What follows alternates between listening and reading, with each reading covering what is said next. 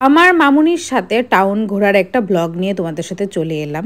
তো হাই, আমার নাম মোনালিসা, আমি থাকি আগরতলাতে। আজকে বহুদিন পরে আমি লং ব্লগ দিচ্ছি। এমনিতে আর আমি রিলসই দিই, লং ব্লগ দেওয়া হয় না। তো তোমরা সবাই কেমন আছো?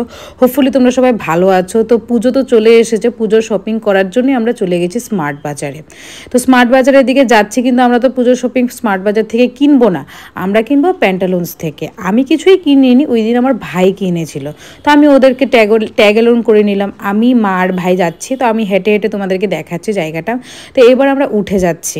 পুজো আসলে যে একটা আলাদাই অনুভূতি হয়, যে পুজো এসেছে, দুর্গা পুজোর জামা কাপড় কিনতে হবে, ওই ফিলিংসটা না খুব দারুণ লাগে।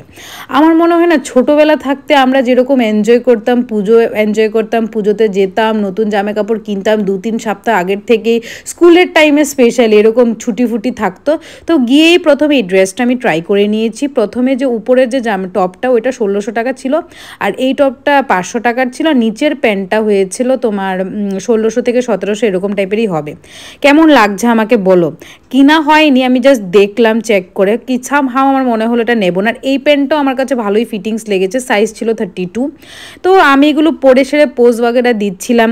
একবার মনে হচ্ছিল ভালো লাগবো, নেবো কি নেবো না, তো এত রকম কনফিউশন ছিল বলার মতো না।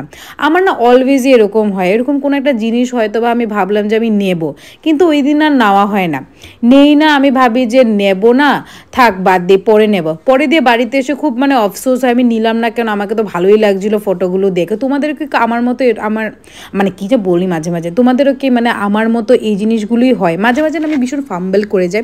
আমার মনে হয় এটা ন্যাচারালি, যখন আমরা কথা বলি এরকম হয়। তো আমরা না তারপরে শ্যামসুন্দর চলে গেছিলাম, গিয়ে ওয়েট করছিলাম। তো কিছু কালেকশন বাগেরা দেখছিল, তো মা শ্যামসুন্দর একটা বই করে, ওইরকম অনেকজনই করে। তো আমাদেরকে কফি দিয়েছিল, তো কফিটা মার সাথে চেয়ার্স করে আমি একটু কফিটা খেয়ে নিচ্ছিলাম। ওই দিন এত ঠান্ডা ঠান্ডা লাগছিলো, গরম গরম কফিটা ওই সময়টাতে মাস্ত লাগছে। দেখো এই যে সুন্দর করে লাইটিং দিয়েছে, এটা দেখেই তো মনটা ভরে যায়, আর বলে যে ওয়াও পুজো আসছে। একটু যখন লাইটটা কমিয়ে দিলাম, তখন কি সুন্দর দেখাচ্ছে। তো তারপরে আমাদের খুবই খিদে পেয়েছিল, আমার আর মা দুজনেরই। আর আমাদের তো একটা কাণ্ড হয়েছিল ঘরের মধ্যে, চুলোটা নষ্ট হয়ে গেছিলো, চুলোটা এরকম ফাট ফাট করে ফেটে গেছিলো। তারপরে আমাদের একটা চুলো কিনতে হতো হলে, তো স্পেশালি ওই কারণে চুলো কিনা না হয়ে গেছে, বিকজ মেজোজার ভাই গিয়ে তোমার শুক্রবারে চুলো কিনে নিয়েছে। তো আমরা রেস্টুরেন্টে গিয়ে খেয়ে দিয়ে তারপরে যখন বেরোচ্ছি, তখন এখানে কিছু কিছু জিনিস ছিল, দেখে আমার খুব ভালো লেগেছে। তো এখানেই দেখছি রাস্তার মধ্যে একটা কাকু অনেক কটা জিনিস নিয়ে বসলো, যেরকম কি হোয়াইট চুরমুড়া বলে, আমার হোয়াইট চুরমুড়াগুলো খুব ভালো লাগে।